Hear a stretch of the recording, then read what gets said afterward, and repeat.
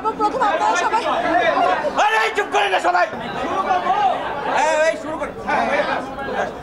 সবাই কেমন আছেন? সবাই কেমন আছেন? সবাইকে অসংখ্য ধন্যবাদ আজকে এখানে আসার জন্য এবং আমাদেরকে সাপোর্ট করার জন্য। একদম প্রথমে আপনাদের সবার কাছে কৃতজ্ঞতা প্রকাশ করে নিলাম। এবার আপনাদের প্রশ্ন শুরু করেন। ওয়েব সিরিজ অবশ্যই এই কাজটা করে ভীষণ ভালো লাগছে। আমার প্রথম কাজ ছিল হচ্ছে রবিউল আলম রবির ক্যাফে ডিজায়ার।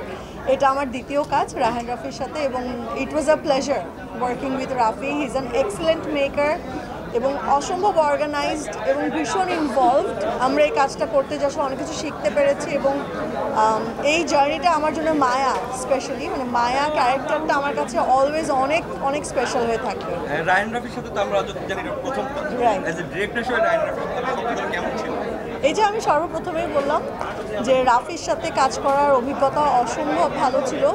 মানে হি ইজ অ্যান এক্সেলেন্ট মেকার, নিয়ে বলার কিছু নেই। সে ইতিমধ্যে তার অনেকগুলো কাজ আসলে মানুষ দেখেছে এবং মানে সেটা নিয়ে তার কোয়ালিটি নিয়ে কিছু আর বলার বাকি নেই। কিন্তু আমি বলবো আমি কাজ করতে যে I was very much impressed ওর কাজের স্টাইল দেখে এবং ধরন দেখে এবং সে শুটিংয়ের আগে পরে যে পরিমাণে সময় দেয় এবং গল্প নিয়ে যতটা ভাবে এবং ওর উপস্থিত বুদ্ধি অনেক ভালো।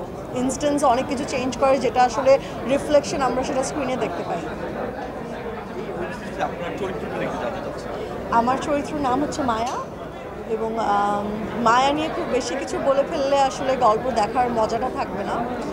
কিন্তু মায়া আমি বলবো যে সাধারণ একটি মেয়ে, এই বাংলাদেশের প্রেক্ষাপটের একটা গল্প, কিন্তু মেয়েটার জার্নিটাও খুব ইন্টারেস্টিং যে পদে পদে তাকে নিজেকে কীভাবে চেঞ্জ করতে হচ্ছে এবং তার জীবন যুদ্ধে যেই চ্যালেঞ্জেসগুলো আসছে সেগুলো সে কীভাবে ফেস করছে এবং আলটিমেটলি যে আসলে এই গল্পে একটা মেসেজ আছে সেই মেসেজটা আমরা এখনই রিভিল করতে চাই না। এটা আসলে গল্প দেখার পরে আমরা আসলে সেটা রিভিল করছি। ব্যক্তি জীবন বা মানুষের পার্সোনাল লাইফের সাথে এই ওয়েব সিরিজটার কানেক্টিভিটি কত?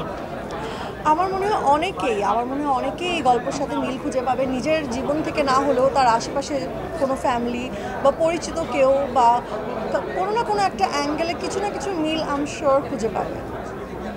এই যে এখন নতুন কাজ হচ্ছে ওয়েব সিরিজের স্বাধীনতার যে ব্যাপারটা, যে কাজের স্বাধীনতার যে ব্যাপারটা, সেই জায়গা থেকে আপনি একজন অভিনেত্রী হিসাবে ওয়েব সিরিজ কাজ শুরু করলেন, এর আগে করেছেন, সেই জায়গাতে কতটুকু স্বাধীনতা দেন বা কী ধরনের স্বাধীনতাটা চান? আমার মনে হয় যত বেশি কর্মক্ষেত্র বাড়বে আমাদের আর্টিস্টদের জন্য, ডিরেক্টরদের জন্য সেটা ততটাই সুখের সংবাদ এবং খুশির সংবাদ। কারণ যত কাজের মাত্রা বাড়বে তত আমাদের এক্সপেরিমেন্ট করার আসলে উপায় বাড়বে এবং আসলে সবগুলো প্ল্যাটফর্মকে অনেক ধন্যবাদ।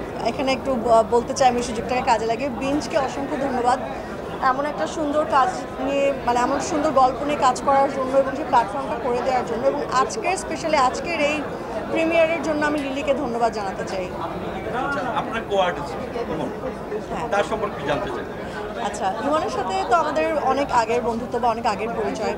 তো আমাদের লাস্ট 5-6 ইয়ার্স ধরে কোনো কাজ হয়নি একসাথে, ইনফ্যাক্ট কখনো দেখা হয়নি। সো হঠাৎ করে আমি যখন গেলাম রাফির অফিসে এবং মায়া যখন শুনলাম যে মায়ার কাজ করবে এবং অনেকদিন ধরে জিজ্ঞেস করছিলাম কো-আর্টিস্টকে আমাকে আসলে বলা হচ্ছিল না যে কো-আর্টিস্টটাকে ওরা এখনো ডিসাইড করেনি। ফাইনালি যখন জানতে পারলাম যে ইমন, আমিও খুব সারপ্রাইজড হয়েছিলাম, but it was A pleasant surprise এবং ভীষণ ভালো লেগেছে অনেক বছর পরে আবার একসাথে স্ক্রিনে আসতে। আপনার মোটামুটি বেশ লম্বা একটা ক্যারিয়ার, সেই জায়গা থেকে আক্ষেপের কোনো জায়গা আছে? আক্ষেপের জায়গাটা জানতে চাচ্ছি। আমার মনে হয় আক্ষেপ তো অবশ্যই আছে, অনেকগুলোই জীবনে মানুষের আক্ষেপ থাকে। হয়তো অনেকগুলো ভালো কাজ হয়তো ভুল ডিসিশনের কারণে হয়তো করা হয়নি, কিন্তু আমার মনে হয় কি সবচাইতে ওয়াইজ হচ্ছে পেছনের কথা পেছনে ফেলে প্রতিটা দিন নতুন দিন হিসাবে কাউন্ট করে সামনে এগিয়ে যাওয়া। যদি রিগ্রেটস নিয়ে কেউ বসে থাকে তার আসলে লাইফটা অনেকটা সেখানে থেমে যায়। সো আমার মনে হয় যত আক্ষেপ রিগ্রেটস এগুলোকে সেখানেই রেখে সেগুলোর থেকে শিক্ষা নেওয়া, লেসন নেওয়া এবং সামনের দিকটাকে আসলে পজিটিভলি প্ল্যান করে এগিয়ে যাওয়া, আমার মনে হয় সেটাই সবচেয়ে ওয়াইজ। দর্শকদের জন্য কিছু দর্শকদের জন্য বলতে চাই, প্রথমে দর্শকদের জন্য অনেক অনেক ভালোবাসা। আপনাদের ভালোবাসার কারণে আজকে আমি এখানে এবং আমরা আসলে সবাই অনেক পরিশ্রম করেছি এই কাজটার জন্য এবং আমরা আমাদের সর্বোচ্চ চেষ্টা করেছি। আপনাদের সবার কাছে আসলে রিকোয়েস্ট থাকবে আপনারা বিঞ্জ ডাউনলোড করবেন এবং মায়া দেখবেন এবং অবশ্যই আপনাদের রিয়াকশন আমাদেরকে জানাবেন। ধন্যবাদ। নতুন কাজ নিয়ে যদি আর কি কাজ আসছে? নাটক করছেন, নাটকের নতুন কি কাজ আসছে? আচ্ছা, এবার ঈদেও কিছু নাটক করলাম এবং সামনে আমি লোকেশন বেসড নাটক করছি। আর ওয়েবের কাজ যদি বলি তাহলে সম্প্রতি আরেকটা কাজ করা হয়েছে, সেটা হচ্ছে আবদুল্লাহ সাদের ডিরেকশনে, কিন্তু সেটা নিয়ে আসলে বাকি কোনো কিছু বলার অনুমতি এখনই নেই। আমার মনে হয় আজকে যেহেতু আমরা মায়ার জন্য এখানে একত্রিত হয়েছে, আমরা মায়াতেই থাকি।